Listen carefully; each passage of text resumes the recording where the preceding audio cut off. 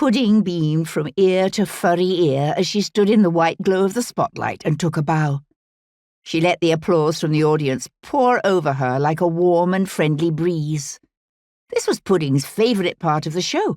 It reminded her of her days as Edinburgh Zoo's star attraction, where she was surrounded day after day by smiling faces and happy children.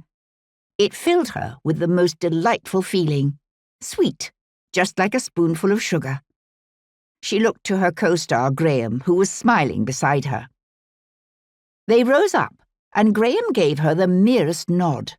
This was her next cue. Graham opened his arms as wide as he could and rushed forward for the biggest hug he could manage. As planned, he bounced off her fluffy tummy and fell onto the stage on his bottom.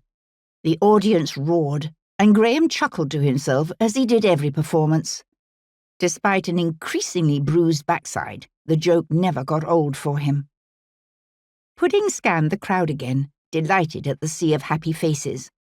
But then her eyes caught on a sharp-faced blonde woman near the front. Unlike everyone else, she wasn't smiling. Poor lady. Pudding wished she could wrap her in a big panda hug to cheer her up. They took their final bow and exited stage left as the clapping continued. Graham grinned at Pudding. Another encore, pet. Not this time. First rule of showbiz, always leave them wanting more, Pudding advised. Back in the dressing room, Graham grabbed a bottle of water and collapsed onto the battered old sofa. It was their second performance of the day.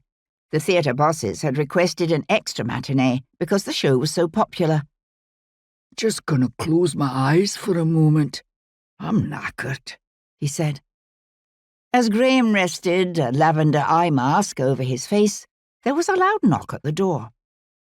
Excuse me, Graham and Pudding. There's a reporter to see you. From the Edinburgh Tattle. Penelope something. The stage manager sounded rattled. She's asking for an interview.